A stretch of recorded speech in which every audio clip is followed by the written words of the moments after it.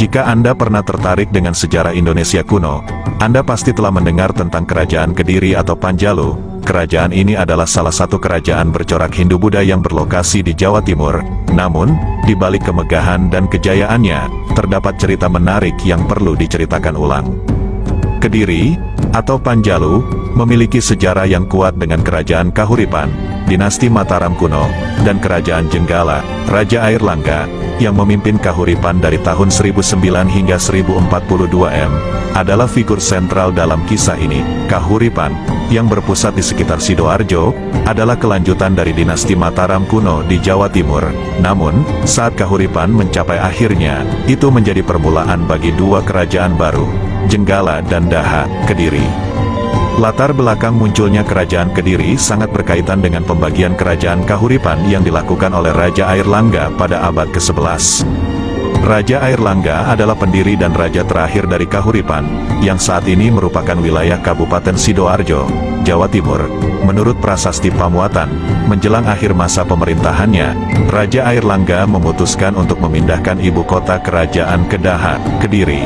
Keputusan ini tidak hanya dipicu oleh alasan geografis, tetapi juga karena masalah suksesi kerajaan yang rumit.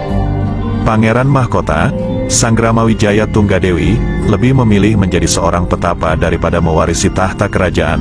Raja Air Langga, untuk mencegah konflik antara dua putranya, Mapanji Garasakan dan Sri Samarawijaya, memutuskan untuk membagi kerajaan menjadi dua. Kahuripan awalnya memiliki wilayah yang luas, meliputi hampir seluruh Jawa Timur dan sebagian Jawa Tengah.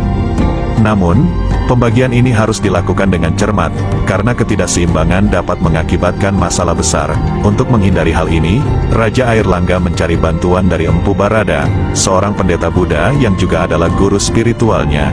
Empu Barada disebut-sebut menggunakan kekuatan supranaturalnya untuk membagi kerajaan Kahuripan. Hasil pembagian menunjukkan bahwa Kerajaan Jenggala, dengan ibu kota di Kahuripan, diberikan kepada Mapanji Garasakan, sementara Kerajaan Panjalu atau Kediri, yang berpusat di Daha, diberikan kepada Sri Samarawijaya. Peristiwa pembagian kekuasaan ini terjadi pada tahun 1045, yang menandai akhir dari pemerintahan Kerajaan Kahuripan sekaligus berdirinya Kerajaan Jenggala dan Kerajaan Panjalu. Setelah pembagian Kerajaan Kahuripan, Sri Samarawijaya memerintah Kediri. Namun, periode ini dianggap sebagai masa kegelapan sejarah, terutama karena belum ada prasasti mandiri yang ditemukan dari pemerintahannya. Prasasti turun hyang dari Kerajaan Jenggala mencatat adanya indikasi perang saudara antara kedua kerajaan setelah kematian Raja Air Langga. Namun, cahaya terang datang melalui prasasti Mataji yang dikeluarkan oleh Raja Sri Jitendrakara, yang berkuasa antara tahun-tahun 1051 sampai tahun 1112 Masehi. Prasasti ini memberikan cahaya pertama pada sejarah Kediri setelah periode yang gelap. Selanjutnya, prasasti Garaman dari Jenggala mengungkapkan bahwa pada tahun 1053, Sri Mapanji Garasakan memberikan penghargaan kepada desa Garaman atas bantuannya dalam melawan Haji Panjalu, musuh dan saudara sepupunya. Kemungkinan besar, Haji Panjalu adalah Raja Jitendrakara, yang juga disebut sebagai Aji Panjalu dalam prasasti Mataji. Kemudian, ada catatan tentang Raja Sri Bameswara dalam prasasti Karanggayam tahun 1112. Prasasti Patlegan mencatat penghargaan yang diberikannya kepada para pejabat desa Patlegan yang telah setia kepada raja, bahkan sampai mengorbankan nyawa mereka dalam pertempuran. Dalam prasasti Hantang tahun 1135, pemerintahan beralih ke tangan Sri Jayabaya. Di bawah kepemimpinan Sri Jayabaya, Kediri berhasil menaklukkan Jenggala dengan semboyan terkenalnya, Panjalu Jayati, yang berarti Kediri menang. Ini adalah masa keemasan Kerajaan Kediri.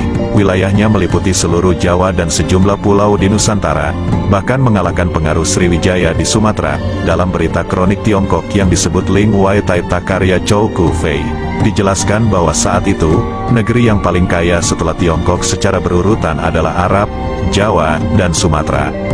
Pada prasasti Talan tahun 1136, Raja Jayabaya memberikan penghargaan kepada warga desa Talan, termasuk wilayah Panumbangan, yang telah lama menyimpan prasasti lontar dari zaman leluhur mereka, Wangsa Isyana yang juga melibatkan Raja Air Langga.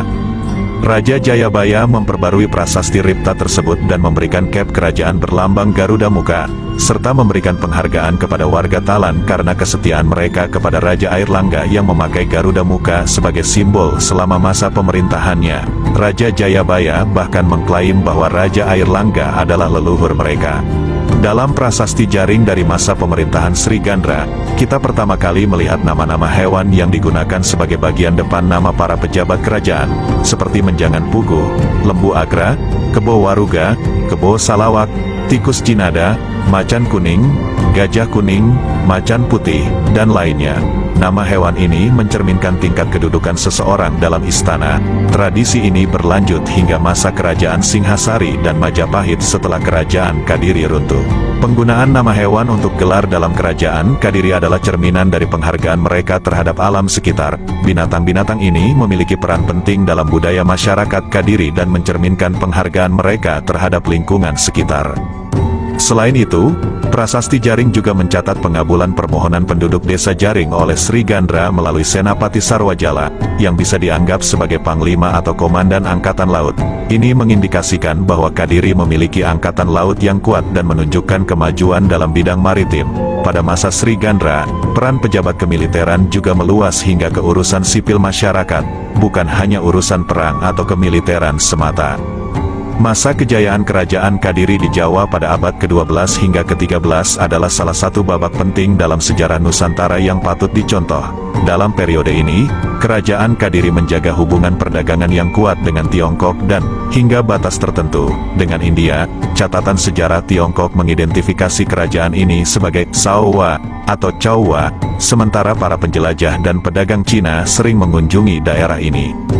Hubungan dengan India, sementara itu, adalah hubungan budaya yang kaya.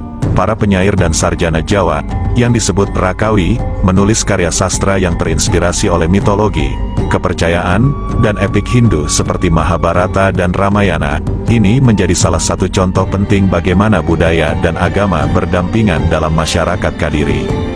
Pada abad ke-11, hegemoni kerajaan Sriwijaya di Kepulauan Nusantara mulai merosot, yang ditandai oleh invasi Rajendra Chola dari kerajaan Chola ke Semenanjung Malaya dan Sumatera.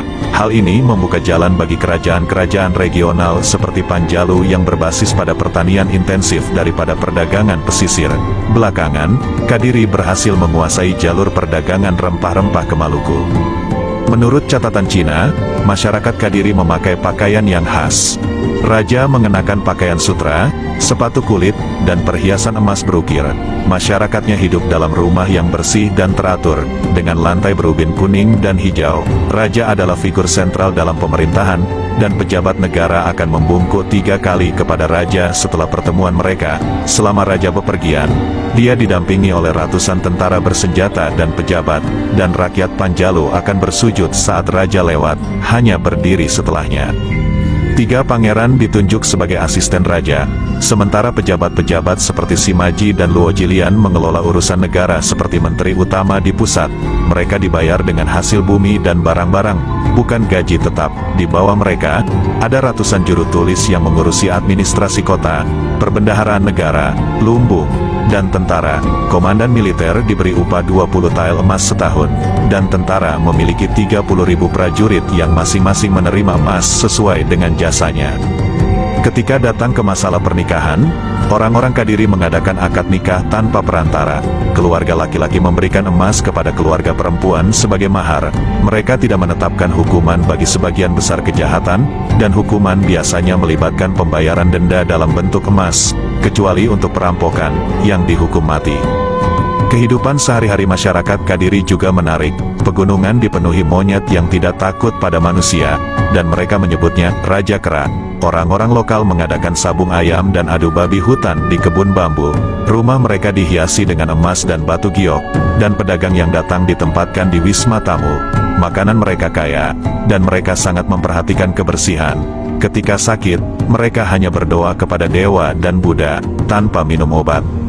Menariknya, Orang-orang di Kadiri tidak memiliki marga, nama keluarga, dan nama-nama mereka hanya mencakup nama pribadi. Masyarakatnya juga dikenal sebagai pejuang yang berani dan memiliki permusuhan lama dengan Sanfoki, Sriwijaya, yang sering kali berujung pada konflik bersenjata. Menurut catatan Tiongkok, pada saat itu hanya ada 3 kerajaan yang sangat kaya di dunia: Kekhalifahan Abbasiyah di Arab, Kerajaan Panjalu di Jawa, dan Sriwijaya. Selain itu, Chow Jukua, seorang pegawai resmi dinasti Song, mencatat bahwa di Kepulauan Asia Tenggara terdapat 2 kerajaan yang kuat dan kaya, Sriwijaya dan Jawa. Panjalu, di Jawa, orang-orang menganut 2 agama, Buddha dan agama Brahmana, Hindu, dan mereka dikenal sebagai orang yang pemberani. Mereka suka mengadu binatang, seperti sabung ayam dan adu babi. Koin mereka terbuat dari campuran tembaga, perak, dan timah. Perkotaan Sunda Kelapa, yang kini menjadi pelabuhan Jakarta, disebut sebagai tempat yang sangat bagus dan strategis, terutama dalam perdagangan lada hitam. Kehidupan masyarakat Sunda adalah pertanian, dengan rumah-rumah panggung yang dibangun di atas tiang kayu. Selama periode ini, Sriwijaya tetap menjadi negara yang sangat kuat dan kaya di bagian barat Nusantara. Sriwijaya memiliki koloni di banyak tempat, termasuk di Semenanjung Malaya, Sumatera, dan Jawa bagian barat, Sunda. Kisah epik Kerajaan Kadiri yang runtuh pada masa pemerintahan Prabu Kertajaya telah tertulis dalam catatan sejarah, seperti Pararaton dan Nagara Kertagama. Pada tahun 1222, Raja Srengga, atau Kertajaya, terlibat dalam perselisihan yang berujung pada kejatuhan kerajaannya. Konflik ini bermula dari keinginan sang raja untuk dipersembahkan dengan pemujaan layaknya seorang dewa, yang ditolak oleh kaum Brahmana. Dalam kondisi terpojok, para pendeta meninggalkan ibu kota kerajaan dan mencari perlindungan dari seorang aku bernama Ken Angrok, yang berharap memerdekakan wilayah Tumapel, yang sebelumnya merupakan bawahan Kadiri. Puncak peperangan antara Kadiri dan Tumapel terjadi di dekat desa Ganter, di wilayah timur Kadiri. Pasukan Ken Angrok berhasil menghancurkan pasukan Kadiri, dan Kertajaya sendiri melarikan diri, bersembunyi, atau diperkirakan telah meninggal. Kitab Nagara Kertagama juga mencatat singkat tentang kekalahan Kertajaya, menyebutkan bahwa ia melarikan diri dan bersembunyi dalam Dewalaya, alam tempat dewa. Baik Pararaton maupun Nagara Kertagama mengisahkan tempat pelarian Kertajaya sebagai alam dewata, kemungkinan bersembunyi di dalam sebuah candi pemujaan atau bahkan meninggal dan pergi ke alam dewa. Dengan kejatuhan kerajaan Kadiri, Tumapel atau Singhasari mengambil alih kekuasaan. Setelah Ken Angrok mengalahkan Kertajaya, Kadiri menjadi wilayah bawahan Tumapel. Ken Angrok kemudian menunjuk Jayasaba, putra Kertajaya, sebagai Bupati Kadiri. Tahun 1258, 1180 Saka, Jayasaba digantikan oleh putranya, Sastrajaya. Pada tahun 1271, 1193 Saka, Sastrajaya digantikan oleh putranya, Jayakatwang. Pada tahun 1292, Jayakatwang, yang juga menjadi besan dari Raja Kertanagara, memberontak melawan Singhasari yang dipimpin oleh Raja Kertanagara. Ini dipicu oleh dendam masa lalu karena leluhur Jayakatwang, Kertajaya, dikalahkan oleh Ken Angrok. Setelah berhasil membunuh Kertanagara, Jayakatwang memulihkan kerajaan Kadiri, namun hanya bertahan selama 1 tahun karena serangan gabungan oleh pasukan Kekaisaran Mongol di bawah Ikemese dan pasukan menantu Kertanagara, Raden Wijaya, pendiri Majapahit.